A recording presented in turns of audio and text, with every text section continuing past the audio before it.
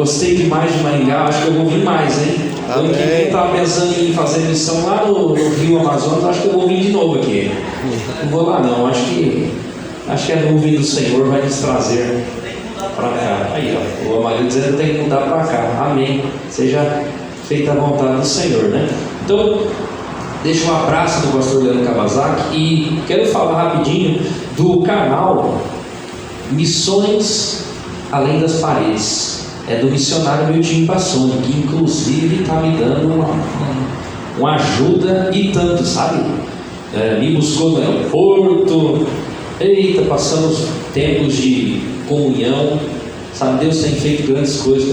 Quando o avião tocou o solo de Maringá, o coração não se conteve de tanta alegria, quase que eu saí correndo, tão feliz que eu estava de estar aqui com os irmãos. Na verdade eu estou muito feliz, já com o coração apertado de ter que retornar para Maringá, para Tangará, né? Retornar para Maringá, ô glória!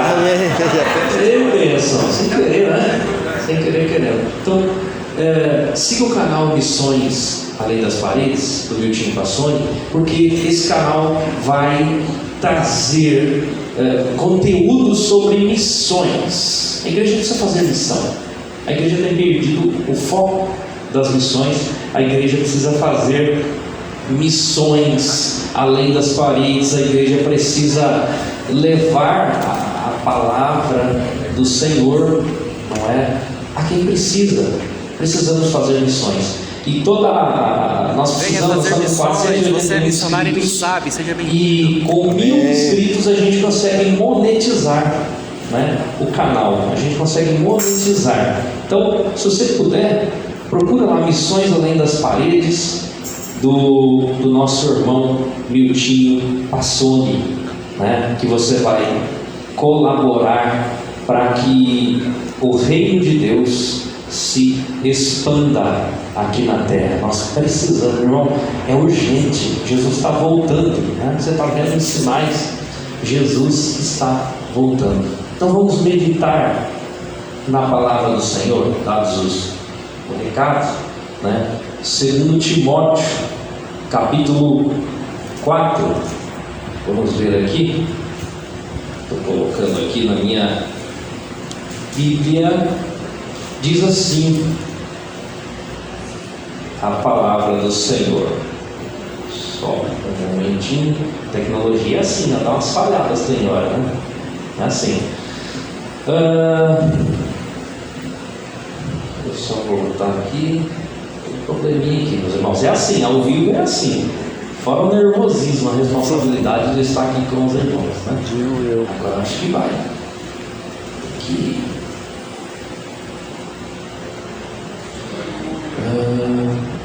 Agora foi. Diz assim a palavra do Senhor: porque virá tempo em que não suportarão a sã doutrina, mas tendo comichão nos ouvidos, acumularão para si doutores conforme a sua concupiscência, e desviarão os ouvidos da verdade, voltando às fábulas. Mas tu, porém, sê sóbrio em tudo, sofre as aflições, faz a obra de um evangelista e cumpre o teu ministério. Até aqui, irmãos, em nome de Jesus. Então nós vemos aqui, meu irmão, minha irmã, no contexto em que a segunda epístola de Paulo a Timóteo, ela foi escrita por volta do ano 67 depois de Cristo. Paulo estava preso em Roma. Foi a última carta que ele escreveu antes da sua morte. A última carta. E ele, na primeira carta que ele escreveu a Timóteo, ele tinha esperança de que ele ia sair da cadeia, da prisão, né? Por que Paulo estava preso? Por pregar o Evangelho. Paulo preso, e na segunda carta, já quase no fim da sua vida, ele ia ser morto, não é? Ele ia ser morto. E Paulo, ele escreve a Timóteo, seu amado filho na fé. Ele escreve a Timóteo com orientações, como Timóteo suportar o sofrimento por amor de Cristo, a como se manter firme em meio a tudo que estava acontecendo. E ele orienta Timóteo a ser fiel à palavra do Senhor. É sobre isso que eu quero falar nessa noite, a sã doutrina, né? Que o tema dessa mensagem é pelo retorno à sã doutrina. E no início desse capítulo 4, nós vemos aqui Paulo falando, suplicando a Timóteo: Timóteo, meu filho, fica firme. Ele cita o julgamento de vivos e mortos. Ele cita, fala: você, meu filho, esteja preparado para pregar o Evangelho sempre que você encontrar uma oportunidade. Timóteo é evangelista. Você repreenda, você encoraje, você exorte. E ele vai orientando o seu filho na fé, não é? E nós vemos aqui uma clara conexão com o capítulo anterior, que é o trecho do capítulo 3, do verso 14 ao 17. Aqui é uma clara conexão, que a palavra do Senhor diz lá, fala, o apóstolo Paulo fala: Timóteo, permaneça naquilo que você aprendeu. Quantos aqui cresceram na igreja? Quantos aqui têm anos de evangelho? Eu me converti em 2008, me batizei em 2009, nunca me afastei dos caminhos do Senhor, e nem vou, porque isso é bom demais. Estar com os irmãos é bom demais, fazer a obra dos irmãos, permanecer naquilo que nós recebemos. Nesse caso, a palavra do Senhor, ele está dizendo aqui no contexto, é bom demais. Olha o privilégio que eu estou tendo de estar aqui com os irmãos. Tenho que vir de longe, ônibus, avião, e olha o privilégio. Isso não tem preço, meus irmãos. Você permanecer, você ser fiel à palavra do Senhor, aquilo que você foi ensinado a fazer, isso não tem preço. É só Deus que pode fazer. E interessante que o apóstolo Paulo também fala aqui, que desde a meninice, desde a juventude, ele sabe, Timóteo, você sabe as sagradas escrituras, por meio da sua mãe, da mãe de Timóteo e da sua avó, Loide e Eunice. Ele aprendeu as sagradas escrituras. Então o apóstolo Paulo fazendo um alerta: meu filho, permanece. Você sabe as sagradas escrituras que podem fazer-te sábio para a salvação que há em Cristo Jesus. Sabedoria só na palavra do Senhor, meus irmãos. O mundo busca sabedoria, busca em tantas coisas, e é lícito você estudar. Jovens que estão aqui precisam estudar, fazer faculdade, crescer na vida, é promessa de Deus, mas precisa ser sábio à luz da palavra do Senhor. A primeira fonte de sabedoria, a fonte suprema, a fonte onde nós vamos encontrar toda a sabedoria, todo o entendimento, todo o alimento, é a palavra do Senhor. Precisamos entender. Aqui no versículo 16 diz que toda a escritura é divinamente inspirada e proveitosa para ensinar, para redarguir, para corrigir, instruir em justiça. Toda a escritura é divinamente inspirada. Do Velho ao Novo Testamento, foi o Senhor que inspirou a palavra de Deus. Não há tempo aqui para discorrermos mais sobre isso, a hora se avança, mas nós que somos crentes, conhecemos a palavra de Deus, nós nos esquecemos. Às vezes, meus irmãos, tudo está na palavra de Deus.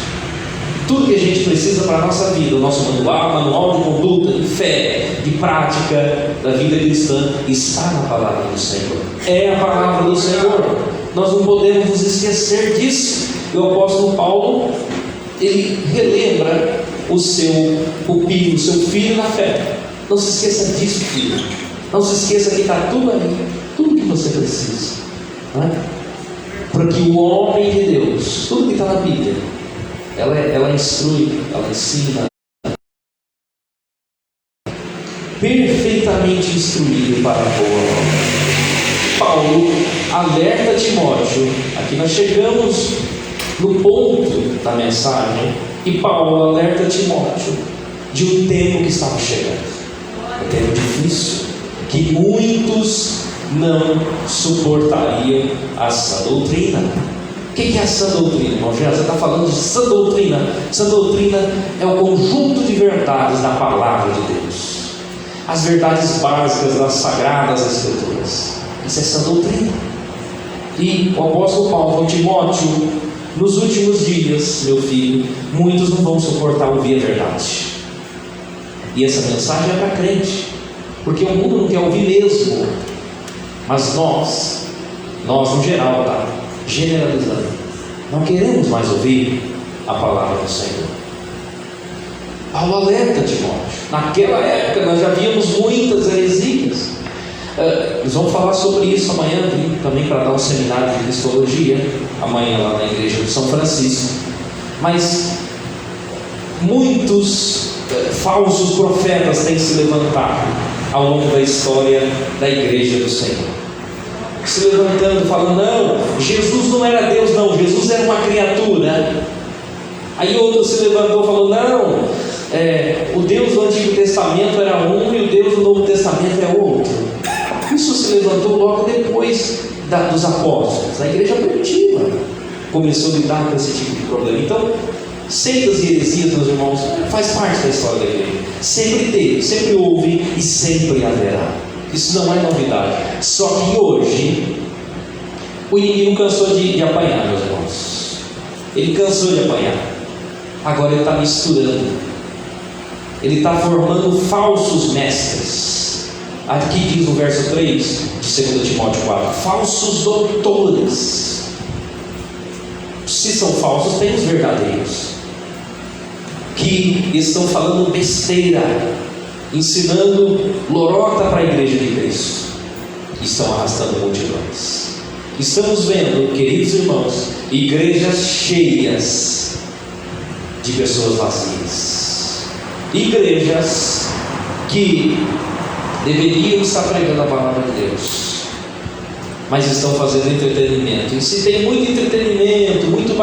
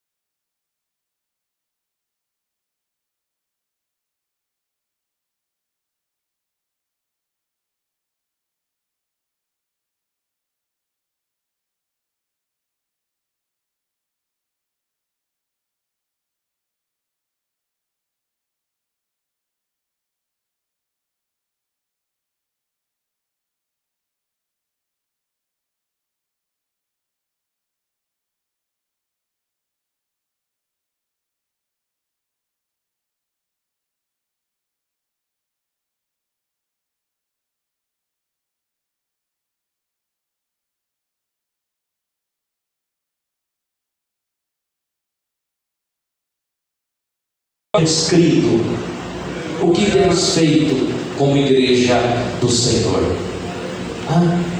Então, diante desse caos todo, Paulo orientou: Timóteo, persevera, é assim mesmo, Jesus está voltando.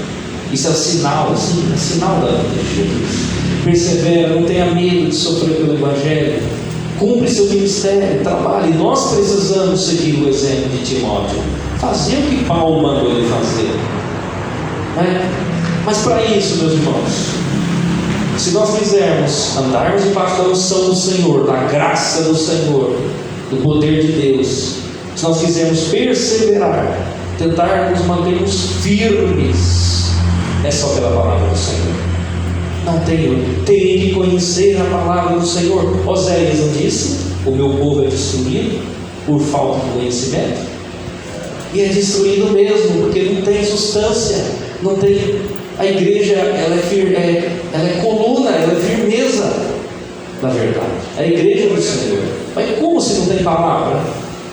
Como se o Evangelho, o inimigo tem misturado falsas verdades no meio de verdades? Antigamente a gente podia até falar: aceita isso, aquilo, e está pregando falso evangelho, mas está no nosso meio, meus irmãos. Está no nosso meio. A gente vê na internet, a gente vê nas igrejas pregando um Jesus que não existe. Um Jesus que, se você ler um capítulo do Evangelho de João, por exemplo, já desmascara, mas as pessoas não querem mais ler a palavra do Senhor. Mas você vai ler em nome de Jesus. Você vai buscar a palavra do Senhor. Eu creio que essa igreja ama a escola dominical, ama a palavra do Senhor, ama a doutrina. Eu creio que essa igreja busca a presença do Senhor. Não aceite se moldar aos padrões desse mundo. Olha, um alerta aqui para você. Lá em Gênesis, um exemplo prático. Eu gosto de coisas práticas, meus irmãos.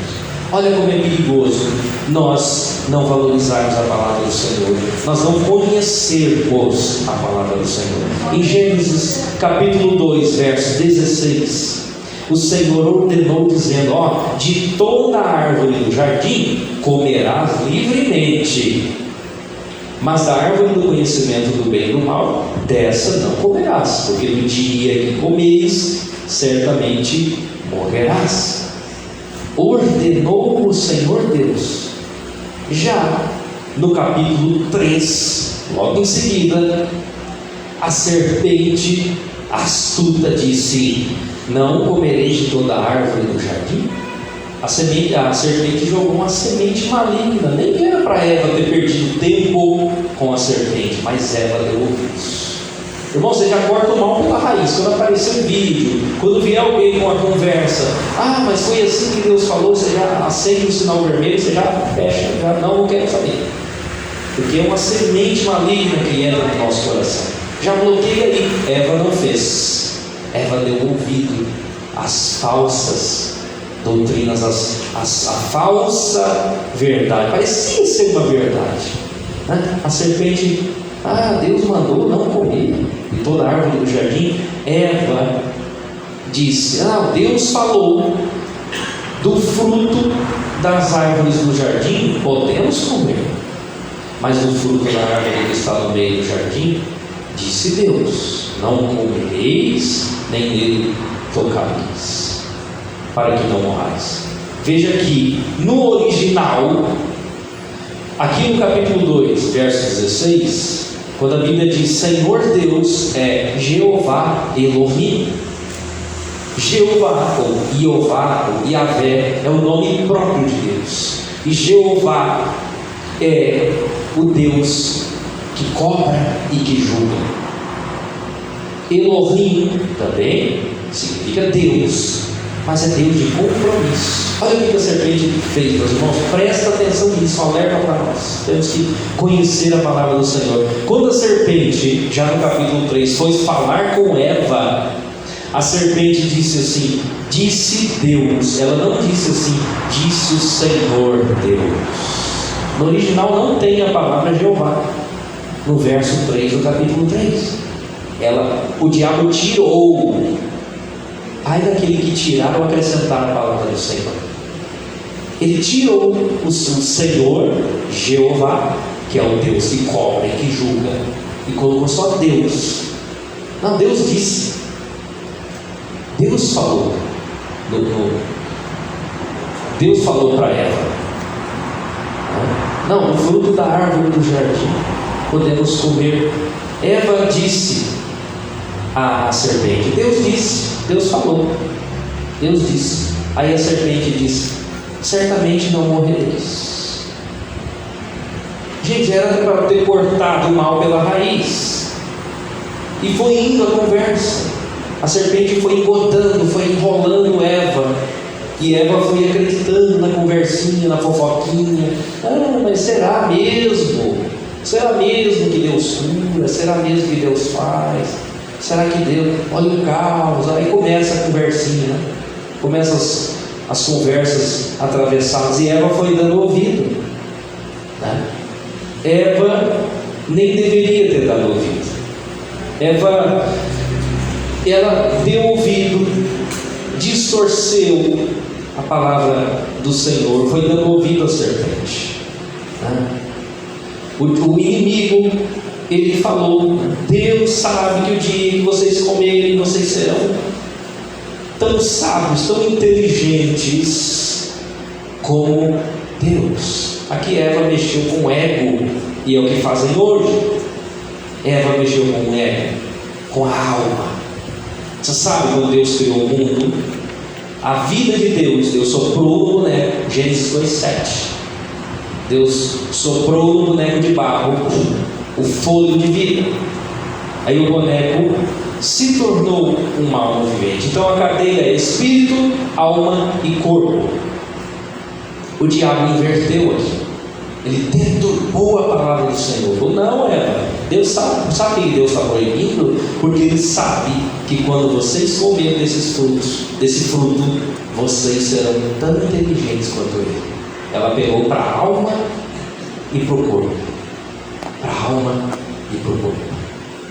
E a mulher, Eva, viu que era uma árvore boa para se comer, linda, agradável aos olhos. Comeu e deu ao seu marido. Eles estavam numa condição muito melhor do que a nossa. Um mundo perfeito, um paraíso. Uma condição muito agradável. Veja o homem corrupto, né? Mesmo no paraíso, preferiu.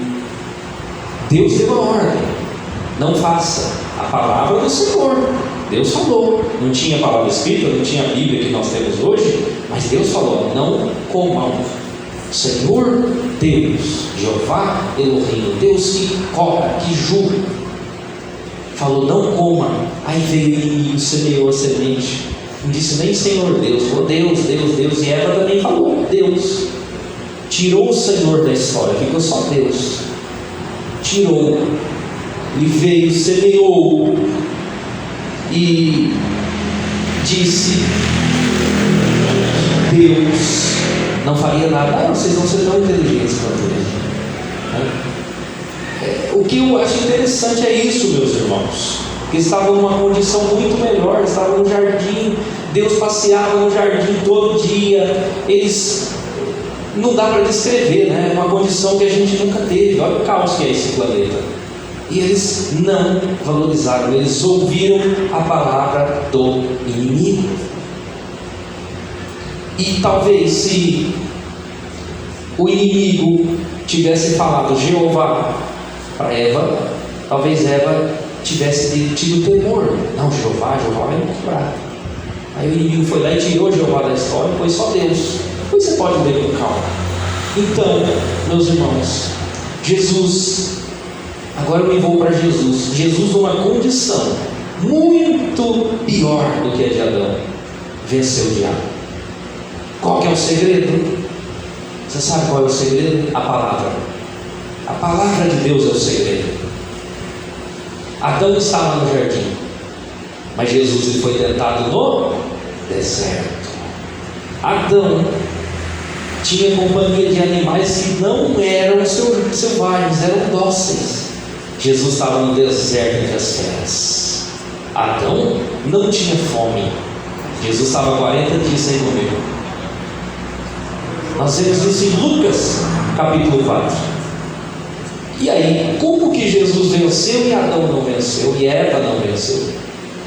Como é que o primeiro homem caiu e o segundo não? Você vai dizer, Jesus era Deus. Sim, Jesus era Deus.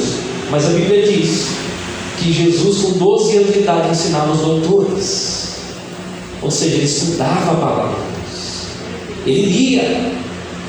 Ele lia a palavra do Senhor. Ele teve que aprender. Jesus passou por todas as cerimônias judaicas até chegar ao seu sacerdócio com 30 anos, porque ninguém podia ser sacerdote antes de 30 anos. Até nisso Jesus se submeteu por amor a nós. Ele não transgrediu a sua própria lei, a lei que Deus fez para o povo de Israel. E ele venceu como? Pela palavra. Você me prova isso? Prova. Lucas capítulo 4. O diabo mesmo que tentou Adão e Eva tentou Jesus. Olha a astúcia do diabo. O diabo chegou e falou assim: se tu és filho de Deus, manda que essa pedra se transforme em pão. E Jesus diz: ó o segredo, está escrito. Como que Jesus sabia que estava escrito? Que ele conhecia a palavra do seu Pai, o Senhor. Sim, ele era Deus, mas ele abriu mão, meus irmãos. Ele abriu mão da sua glória, ficou no céu com o Pai. Ele não deixou de ser Deus de maneira nenhuma, jamais. Mas ele se fez homem também. Deus 100%, homem 100%. Ele teve que aprender. E ele disse: está escrito, Satanás, está escrito, nem só de pão viverá o homem. Nem só de pão viverá o homem. E o inimigo insistiu. O inimigo, olha, no verso 6: vou te dar toda a autoridade desses reinos. Se você me adorar, eu te dou tudo. E Jesus diz: está escrito. Anota aí, está escrito. Satanás não desistiu. Tentou Jesus, citou a Bíblia aqui no verso 9. Se joga daqui para baixo, Jesus, que está escrito que aos seus anjos dará ordem ao seu respeito que te guarde. Está na Bíblia, não está? Está na Bíblia. Aos seus anjos dará ordem ao nosso respeito para nos guardar. Nós somos guardados pelo anjo do Senhor. Está escrito isso na Bíblia. Mas olha, o inimigo pegou um versículo bíblico, isolou e falou: se joga daqui que não vai acontecer nada. Está escrito isso aqui. Olha, tirando de contexto o versículo. E Jesus novamente, Jesus disse assim: dito está, não tentarás o Senhor teu Deus. Glória a Deus. 3 vezes o Senhor Jesus não titubeou, não, mas é verdade, eu acho que você tem razão. Não.